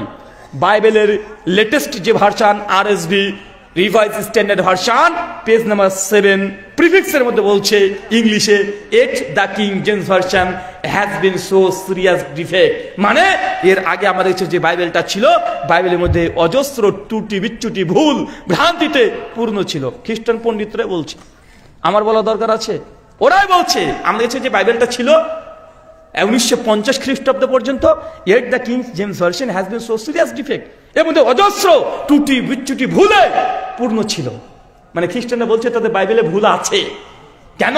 বলছে আমাদের সংরক্ষিত হয় নাই, আমরা সংরক্ষণ করতে পারি নাই।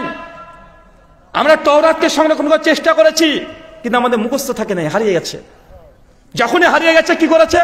আলেম মানুষ হারিয়ে গেছে, আরে এই একটা তো হারিয়ে গেল, ও নিজে নিজে মানিয়ে বলে দিয়েছে। কথা মনে বুঝতে পারলেন না? আর তাদের মধ্যে যেহেতু হাফেজে কোরআন বা হাফেজে তওরাকে ছিল না, তো একটা ভুল বলে দিলে ঠিক ধরবে কে?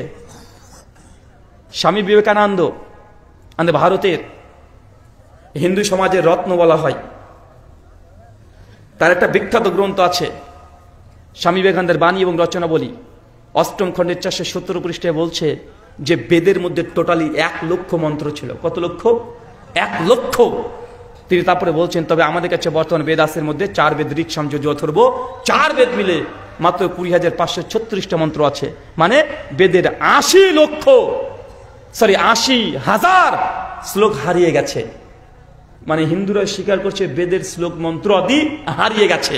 ভাগবত মহাপুরাণ, ওর মধ্যে তাদের দাবি হচ্ছে 80,000 শ্লোক ছিল, বর্তমান ভাগবত মহাপুরাণে 18,000 শ্লোক আছে। কথা কি বুঝতে পারছেন? তার মানে কি হয়েছে? বাকিগুলো হারিয়ে গেছে, তা ধরে রাখতে পারে নাই।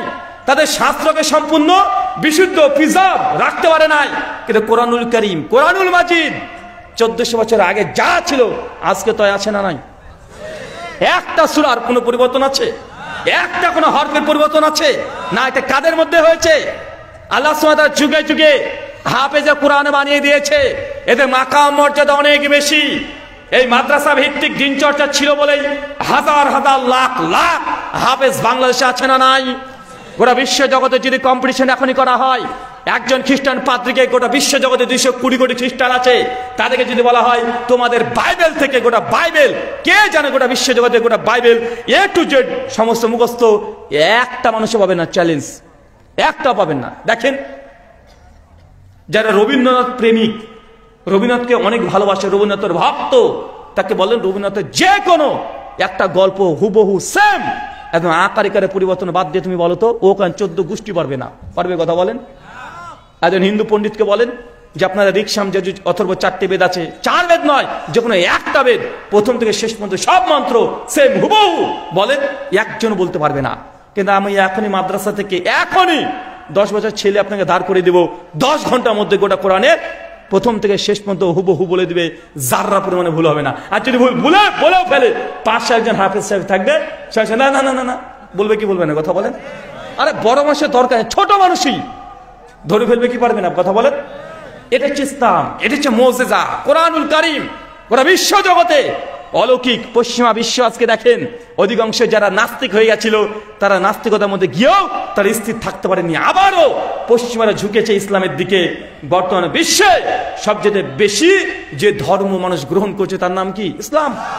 পিউ রিসার্চ সেন্টার 2022 সালে তারা আর্টিকেল ছাপিয়েছে যে 2050-70 সাল পর্যন্ত দুনিয়ার মধ্যে 1 নাম্বার লেটেস্ট বিগেস্ট রিলিজিয়ন হবে, তার নাম হচ্ছে ইসলাম, যাদের সংখ্যা 250 কোটি হয়ে যাবে, প্রায় 250 কোটি হয়ে যাবে।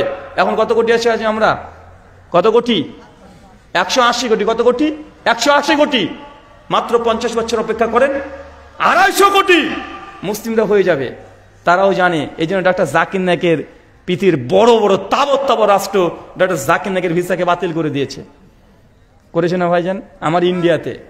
আমাদের ইন্ডিয়াতেও বাতিল করে দিয়েছে, নিজের মাতৃভূমি, তারপর থেকে দেশ থেকে বিতাড়িত করে দিয়েছে। কারণ তারা জানে জাকির নায়েক যেটা 10 বছর যদি এইভাবে যদি আলোচনা করে, হাজার হাজার মানুষ ইসলাম গ্রহণ করবে, গোটা ভারতে 50-50 তারা মুসলিমরা হয়ে যাবে। কিন্তু আমরা বাঙালি মুসলমান, ওই যে নিজের পায়ে নিজে কুড়োল মারি আমরা। জাকির নায়েকের কিছু মাসালা, শুধু জাকির নায়েক বুকের উপরে হাত বেঁধে নামাজ পড়ে, মোদির কোনো সমস্যা নাই, তুই বুকে বাঁধ আর পায়ে নিচে বাঁধ, ওর কোনো সমস্যা নেই। আছে? কথা বলেন। আছে, কোনো সমস্যা নাই। কিন্তু কিছু মানুষ দেখে নিল হুজুরেরা যে বুকের উপরে হাত বাঁধে, তার মানে ওয়াহাবি আহলে হাদিস। এখন ডাক্তার জাকির নায়েকের পিছনে লেগে গেল কুত্তার মতো। ছিল কি ছিল না? কথা বলে। ছিল কি ছিল না? কিছু পায় না। জাকির নায়েকের ভুল। শেষে বলছে তাই কেন পড়ে? কারা বলেছে কথা? কথা বলেন। ডক্টর জাকির নায়েকের টাই নিয়ে তাদের সমস্যা হয়ে গেল। কোরআন হাদিস থেকে ভুল ধরতে পারলো না, লাস্টে বলছে যে টাই কেন ডক্টর জাকির নায়েক পড়ে? ডক্টর জাকির নায়েক ইহুদির দালাল, খ্রিস্টানের দালাল, মুসলমানরাই বলেছে। মানে মানুষ কি গাঁজা খেলে কি এত কম দামের গাঁজা খেতে হয়? যে লোকটা গোটা বিশ্বে খ্রিস্টানদের সঙ্গে ডিবেট করে, বিতর্ক করে লাখ লাখ কোটি কোটি খ্রিস্টানের মুখ বন্ধ করে দিয়েছে, ওকে বলছে খ্রিস্টানের দালাল। এটা কোন পাগলে বিশ্বাস করবে বলেন তো ভাইজান? কে বিশ্বাস করবে? তারপরেও আমাদের সমাজের হুজুররাই ডক্টর জাকির নায়েকের বিরুদ্ধে যা করেছে, অত বিরোধিতা মোদিজিও করেনি, অত বিরোধিতা মোদিজিও করেনি। এটা আপনি বিশ্বাস করেন? অত করতে পারেনি। কারণ উনি তো ভাবতেন যে মুসলমান গোটা বিশ্বে 180 কোটি আছে, ভারতেও 35 কোটি মুসলমান আছে, এই লোকটার প্রেমিক ভালোবাসার লোক মানে গোটা বিশ্বের মুসলমানরাই আছে। ডক্টর জাকির নায়েককে মানে গোটা বিশ্বের মানুষই সাপোর্ট করে। এত বড় ব্যক্তি, ওরা ভয়ে ডক্টর জাকির নায়েককে কিচ্ছু বলেনি 2008 পর্যন্ত। কিন্তু যখন ডক্টর জাকির নায়েকের বিরুদ্ধে প্রথমে মুসলমানরা ফতোয়া দিয়েছে, ডক্টর জাকির নায়েক কি হাকিকাত বলে একটা 2 খণ্ডের বই, প্রায় 2000 পৃষ্ঠার বই যখন ভারতে যখন ছাপিয়েছে, ডক্টর জাকির নায়েক কি হাকিকাত উর্দুতে বই ছাপিয়েছে, তারপর তাদের হাতে চলে গেছে যে ডক্টর জাকির নায়েককে মুসলমানরাই ফতোয়া দিয়েছে গুমরাহ, কাফের। তখন বলছে আরে সর্বনাশ, ডক্টর জাকির নায়েককে তো মুসলমানরা কাফের মনে করে, মানে তার সাপোর্টে মুসলমানরা অর্ধেক আছে। কথা বুঝতে পারলেন না মনে হয়? শিয়া মুসলমান ডক্টর জাকির নায়েককে পরিষ্কার কাফের ফতোয়া দিয়ে দিল 2008-এর পরে 11-তে। সুন্নি মানে বুঝবেন না, মানে জিলাপি, জিলাপি বুঝেন না ভাইজান? বাপ মরে গেলে জিলাপি কারাকারি করে কিছু মুসলমান আছে না? মনে বুঝতে পারছেন না? মনে বাপ মারা গেছে, মিলাদ দিবে, লাস্টে জিলাপি মারামারি করবে হুজুরে, এরকম বুঝে নিয়েছে। মানে এরকম মুসলমান আছে না? ওরা পরিষ্কার হয়ে হচ্ছে ডক্টর জাকির নায়েক কাফের।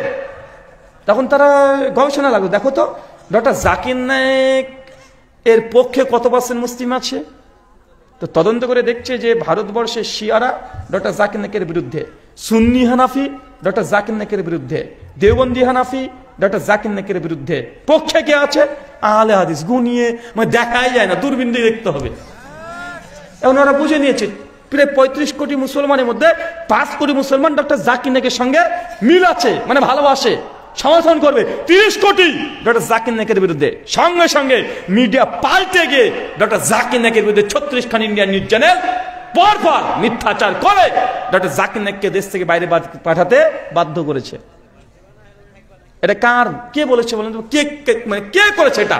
এটা মুসলমানরা নিজেরা নিজের মধ্যে মতভেদ করার কারণে।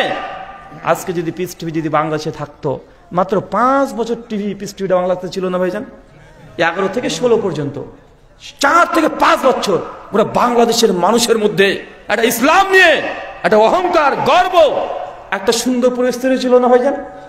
সত্যি করে বলে হয়েছিল না? হয়েছে। আজকে 10 বছর হয়ে গেল পিস টিভি বন্ধ ডক্টর জাকির নায়েকের। প্রায় 3 মাস 4 মাস হয়ে যাচ্ছে আপনাদের বাংলাদেশ আবার স্বাধীন হয়েছে। কেন এখন পর্যন্ত বাংলার মুসলিমরা কেন এ প্রতিবাদ করছে না যে পিস টিভি অচিরেই অনতিবিলম্বে আবার বাংলা ভাষাতে চালু করা হোক? এই দাবি কেন তুলছেন না আপনারা? এ তোলার দরকার।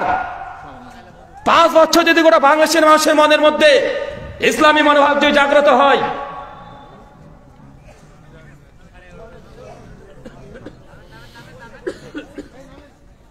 যদি এমনটা হয় ভাই, বাংলাদেশ পরিবর্তন হয়ে যাবে না? কথা বলেন, হবে কি হবে না?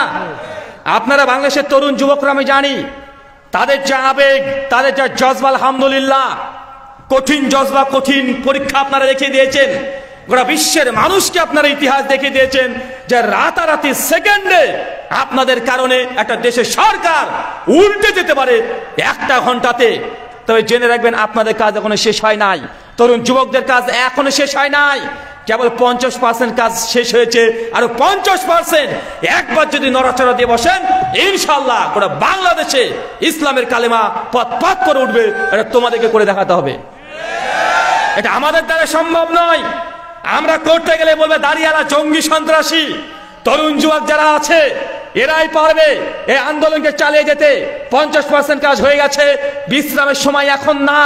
এখন যদি মনে করে যে না সবকিছু করে ফেলেছি, কিছুই হয় নাই, আবারও 1 বছর পার হয়ে গেলে এইভাবে যদি থমথমে যদি পড়ে যায়, ঘুমিয়ে যদি আর 1 বছর থাকা যায়, আবারও এই জায়গাতে, যে জায়গায় সিংহাসনে যাবে সে একদম রাবণের মতো আচরণ করবে। তাই আরেকটা ঝটকা দিয়ে ইসলাম, এটা বাংলাদেশের পতাকা, আল্লাহ যেন তুমি কবুল করে নাও। সকলে পড়ে আমিন আমিন। আমরা তো আবেগ বেশি দিতে পারি। তারপর এখন বর্তমান বিশেষ করে যুবকদের যে মানে ত্যাগ, এটাকে আমরা আর কম ভাবে দেখি না। যখন সেই 5 তারিখের কথা খুব মনে পড়ে, সেই সময় মালয়েশিয়াতে ছিলাম। ডক্টর জাকির নায়েকের সঙ্গে একটা মিটিং করে, আমার 3 তারিখে মিটিং ছিল, 5 তারিখে আপনাদের ঘটনা আলোচনা চলছিল, দীর্ঘক্ষণ প্রায় অনেকক্ষণ আলোচনা তার সঙ্গে করেছিলাম। তো সেই সময় মালয়েশিয়াতে, তো মালয়েশিয়াতে যখন আছি, হঠাৎ করে দেখছি যে বাংলাদেশে এরকম ঝড় উঠছে। আমি তখন ভাবছি কি ব্যাপার, বাংলাদেশের যুবকদের সঙ্গে তো আমার তো সম্পর্ক একদম খারাপ না, কারণ বাংলাদেশের এমন কোনো জেলা নেই যে আমি যাই নাই, এমন কোনো থানা নেই যে থানাতে আমি, মানে থানার ভেতরে না, মানে ওই থানার মানে আশেপাশে প্রোগ্রাম করি নাই, এমন কোনো জায়গা নেই। আমি তো করেছি। তো এরকম কি ব্যাপার, যেসব যুবকদেরকে দেখি পাবজি খেলতে ব্যস্ত, গার্লফ্রেন্ডের পেছনে ছুটতে গিয়ে ব্যস্ত, এদের কি এমন হয়ে গেল যে রাতারাতি পুরো ঢাকাকে দখল করে নিল? ভাই, ঢাকা তো দুই কথা, পুরো বাংলাদেশ দখল করে নিয়েছে। কি হলো হুজুর এইসব যুবকদের? আরে পাবজি নিয়ে ব্যস্ত, গার্লফ্রেন্ড নিয়ে ব্যস্ত। পরবর্তী সময় গবেষণা করে যা বুঝলাম যে সেটা কাজ কিন্তু অন্য জায়গায় হয়েছে। আপনারা যাই বলেন না কেন, একটা ভুল করে ফেলেছিল কি জানেন? 10 দিন ধরে ইন্টারনেট বন্ধ রাখা, এইটাতে মারাত্মক কাজ দিয়েছে। কারণ যুবকরা দেশের খবরই জানতো না, কি হচ্ছে কি হচ্ছে না, কে ক্ষমতায় থাকবে কে থাকবে না, এই যুবকদের দরকারই ছিল না। কি হচ্ছে দরকারই নাই, যখন দেখছে যে কি আবার ইন্টারনেট কেন নাই, আরে নেট কেন নাই, মোবাইল চালাতে পারে না, রাগ মাথাতে। আরে গার্লফ্রেন্ডের সঙ্গে এক সপ্তাহ যোগাযোগ নাই, ভাই এরকম হয়েছে না ভাইজান? আরে যখন দেখছে আরে গার্লফ্রেন্ডের সঙ্গে আমার ফোনে কথা হয় না, ভিডিও কলে 10 দিন দেখতে পাই নাই, প্রবাস থেকে মানুষ যোগাযোগ করতে পারছে না, এক পাশে মানুষ আর এক পাশে মানুষের সঙ্গে যোগাযোগ করতে পারছে না, আর যারা পাবজি খেলে ওরা পাবজি খেলতে পারছে না, মানে নেশা উঠে গেছে, মোবাইল টিপার পাচ্ছে না, এর রাগে চল ঢাকায় চল, দেখছি তোকে ছেড়বো। আরে তুই ক্ষমতা থাকবে থাক, তুই গরু চুরি করবি না কি করবে তোর বাবার, আমার নেট কেন তুই বন্ধ করবি? এর রাগ আর কন্ট্রোল করতে পারেনি, সব চল আজ আমি মরবো, নাহলে পরে এসে আবার পাবজি খেলবো। মানে এরকমই বেশি ছিল না ভাইজান? ভাই এটা মিথ্যা কথা নয়, এটা এই টেকনোলজির যুগে এই ভুল কেউ করে? কেউ নেট বন্ধ করে বলেন? 1 ঘন্টা যদি নেট না থাকে মানুষ পাগল হয়ে যায়। আরে বাড়ির 6 বছরের বাচ্চা, 3 বছরের বাচ্চা, ও দুধ খেতে যায় না মোবাইল না পেলে, রাত্রে তো ঘুম আসবে না 15 মিনিট মোবাইল না টিপলে, তো মানুষের ঘুম নষ্ট করে দিয়েছে, খাওয়া নষ্ট করে দিয়েছে, গার্লফ্রেন্ডের সঙ্গে কথা বলতে পারে না, ও মেসেজ করতে পারছে না, পাবজি খেলতে পারছে না, কিচ্ছু করতে পারছে না, ওকে এক কোণাতে ঠেসে ধরেছে। এখন সোশ্যাল মিডিয়া না হলে মানুষ মনে করবে আমি জেলখানাতে আছি, বা মনে করে কি করে না কথা বলে। তো এই দেখেন করোনা ভাইরাস গেল, মানুষ এতটা বিরক্ত হয়নি কেন বলেন তো? হাতে মোবাইল ছিল, কি ছিল? মোবাইল ছিল, টাইম পাস হয়ে গেছে। কিন্তু নেটটাকে বন্ধ করে কেউ ভুল করে? ইতিহাসে মানে এরকম ভুল জেনে দ্বিতীয় কেউ আর না করে। যাই করেন তাই করেন, এই ভুলটা আর করবেন না। করলে যা যুবক আছে, যুবক থেকে ছোট থেকে বড় সব, ছোট ছেলেরা দেখে এই ভাত দেখাচ্ছে খেতে বলছে মা খাচ্ছে না, মোবাইল ছাড়া খাবো না, এই নেট বন্ধ, নেট কে বন্ধ করলো? তো ও বন্ধ করেছে, তো ও গাল দিয়ে উঠবে, আমার নেট বন্ধ করলি কেন? ভাই করবে কি করবে না কথা বলেন? আল্লাহ সুবহানাহু ওয়া তাআলা মুসলিম উম্মাহকে তুমি আবারও 50% থেকে 100% ইসলামের দিকে আসা তৌফিক দান করে, সকলে বলি আমিন। এটা হচ্ছে আপনাদের প্রথম বার্ষিক ইসলামী আলোচনা সভা, তাই না ভাইজান? কমিটি অনেক খরচ করে ফেলেছে, আমি জিন্দেগিতে টাকা পয়সা তুলি নাই, আমি জানিও না। আমাকে বলছে যে ভাইজান মানুষ যেন কিছু দেয়, তার জন্য আপনাদের ছেলেরা যাবে। কই ছেলেরা আছে না? এই তাতে যাও তো ভাই, পকেটে যা আছে একদিনকার ইনকাম দিয়ে দেন, আল্লাহর রাস্তে দিতে পারবো তো ইনশাল্লাহ? জান দিব, মাল দেব না, হ্যাঁ জান দিয়ে দেবো, কিন্তু টাকা দেবে একদিনকার হালাল ইনকাম। যদি 100 টাকা হয় 100 টাকা দিয়ে দেন, আল্লাহকে বলতে আল্লাহ আমি দাওয়াতি কাজে 100 টাকা দান করেছি। আচ্ছা কে কে হালাল টাকা ইনকাম করেন একটু হাত তোলেন তো, হালাল টাকা কে কে আছেন? মাশাআল্লাহ, অনেকে তো আছেন, নামিয়ে ফেলেন। আচ্ছা যারা হালাল ইনকাম করেন তারাই দেন। আপনারা কারা কারা চাচ্ছেন যে আগামী বছর শেখ আব্দুর রাজ্জাক বিন ইউসুফ এই মঞ্চে আবার আসুক? কে কে চান? চান না ভাইজান? আল্লাহ কবুল করুক, আমিন। আর তো আপনাদেরকে সহযোগিতা করতে হবে। একটা মাদ্রাসা এরা উদ্যোগ নিয়েছে, এত লম্বা খরচ, আপনারা যদি সবাই সহযোগিতা করেন, সামনে বছর ইনশাআল্লাহ একসঙ্গে 3-4 জন আলেম এক স্টেজে এসে আলোচনা করবে, আলহামদুলিল্লাহ দিন প্রচার হবে। আপনারা সহযোগিতা করেন। কিন্তু এই মাদ্রাসা যদি লস খেয়ে যায়, আগামী বছর নিয়ে আসা সাহস করবে? কথা বলেন, সাহস করবে? করবে না। তাই যাদের আছে, যা আছে হালাল উপার্জন ইনশাআল্লাহ দিয়ে দেন। আল্লাহ সুবহানাহু ওয়া তাআলা তুমি বোঝার তৌফিক দান করো, সকলে বলি আমিন। জি কই ভাই প্রশ্ন উত্তর আছে? আপনারা মানুষের যে টাকা চাইলে বিপদ, টাকা চাইলে উঠে চলে যায়। আমি ভাই ও টাকা নিতে পারিও না, আমি চাইতেও পারি না। ওই যে অনেক বক্তা আছে, তারা বক্তব্য দেয় যে নামে 100 টাকা দান করিল, নামে শরীফুল, আল্লাহ তুমি তাকে জান্নাতিতে করিয়ে নত ভুল। মানে বক্তাকে একদম ব্যাট দিয়ে 6 মারার দরকার।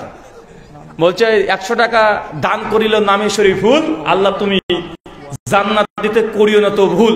বেটা আল্লাহ ভুল করে? ওই বক্তাকে তওবা করতে হবে। কি করতে হবে? আল্লাহ সিফাতের সঙ্গে শিরিক করেছে। কি করেছে?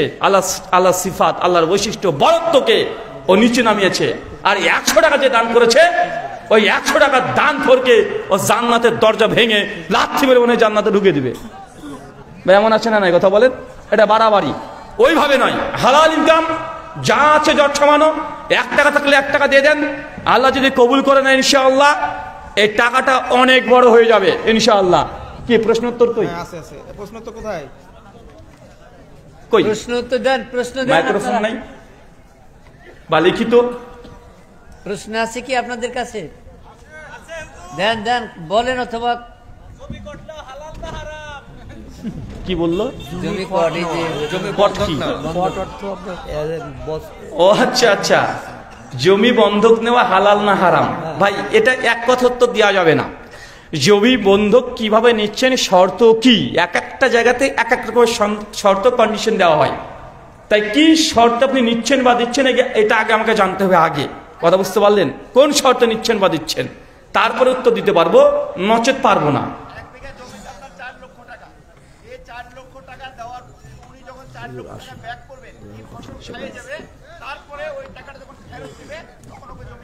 না, যাবে না।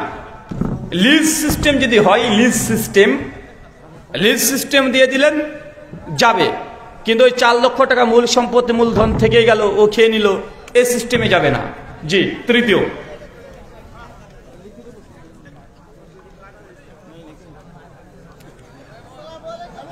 ওয়ালাইকুম আসসালাম।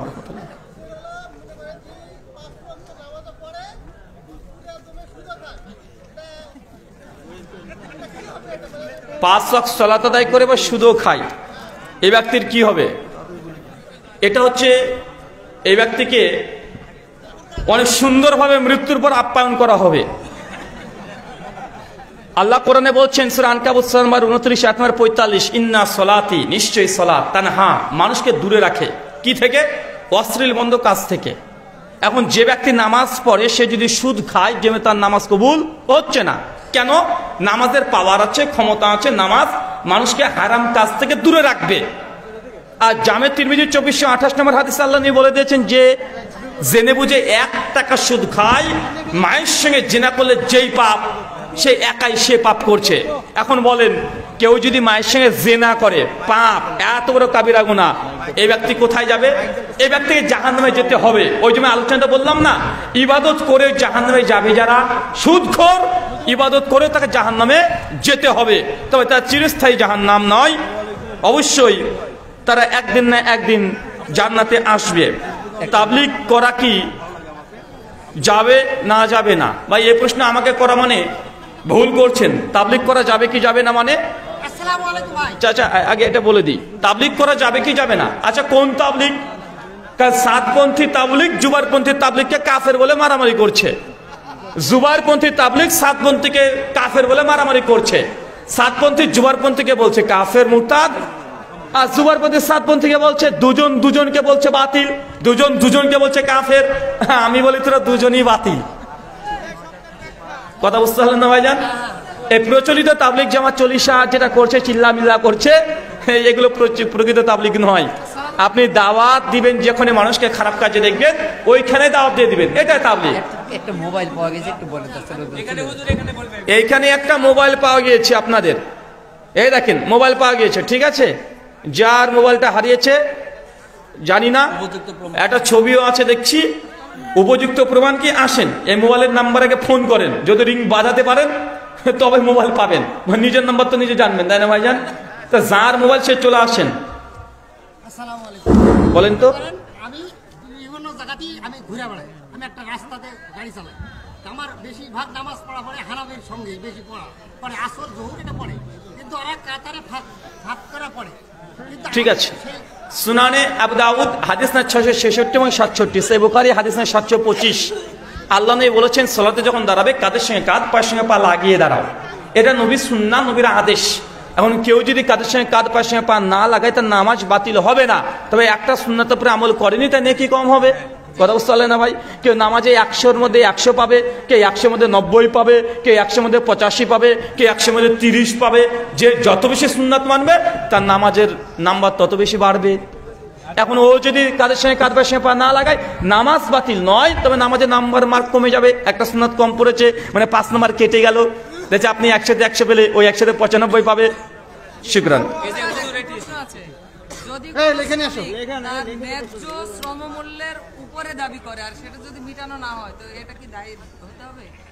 বিজনেসের শর্ত হচ্ছে এটা প্রচলিত বাজার মার্কেট যা সেটা আপনি নিতে পারবেন। একটা মোবাইলের 5-20 টাকা দাম, বাজার প্রাইস আছে 200 টাকা। আপনি 200 টাকাতে বিক্রি করলে যা লাভ সে লাভ করবেন। আগে বলে দিই, বিজনেস বা ব্যবসার মূল কথা হচ্ছে এটা, যেটা মার্কেট প্রাইস, কথা বুঝতে পারলেন? যেটা মার্কেট প্রাইস ওটাই মার্কেট প্রাইস। দেখছে প্রত্যেক জায়গাতে একটা জিনিসের দাম, দেখছে মোবাইলটার দাম হচ্ছে 100 টাকা, 100 টাকা প্রাইস এই মোবাইলটার। এখন দেখছেন যে ভারত থেকে হুজুর এসেছে, হ্যাঁ হুজুর তার দাম তো জানি না, হুজুরের কাছে 150 টাকা নেবো, আপনি নিয়ে নিলেন, এই যে 50 টাকা নিলে এটা হারাম হবে। কি হবে? হারাম হবে। একটা জিনিসের উপরে আপনি যত ইচ্ছা লাভ করতে পারবেন যদি মার্কেট প্রাইস হয়ে থাকে। কথা বুঝতে পারলেন না ভাইজান? 3 টাকার জিনিস 300 টাকা বিক্রি করা জায়েজ যদি সেটা মার্কেট ওইভাবে থাকে। কিন্তু ওই 3 টাকার জিনিস সবাই বিক্রি করে 30 টাকা, কিন্তু আমাকে সাদা সাদে মানুষ পেয়ে আপনি বলে দিলেন হুজুর 130 টাকা দেন, আমি দিয়ে দিলাম, এই যে 100 টাকা অতিরিক্ত নিলেন, এটা প্রতারণা। এটা কি কথা বলে? প্রতারণা। এটার উপরে বেশ করে বাকি উত্তরগুলো পেয়ে যাবেন। দ্বিতীয় বিয়ে করলে বিয়ের অনুমতি লাগবে কি? আহারে কে রে ভাই, এত বড় সাহসকার, হ্যাঁ? দ্বিতীয় বিয়ে করবে, স্ত্রীর অনুমতি লাগবে কি লাগবে না? কেন স্ত্রীর কাছে ভয় লাগে নাকি? ভয় লাগলে তুমি বিয়ে করার তো যোগ্যতা অর্জনই করতে পারোনি। মূল কথা হচ্ছে দ্বিতীয় বিয়ে করার পূর্বে স্ত্রীর সঙ্গে পরামর্শ করা ভালো। তার একটা হক আছে, তার একটা অধিকার আছে, তার সঙ্গে পরামর্শ করা, ডিসকাশন করা, তার অনুমতি নেওয়া, এগুলো ভালো, এটা গুরুত্বপূর্ণ।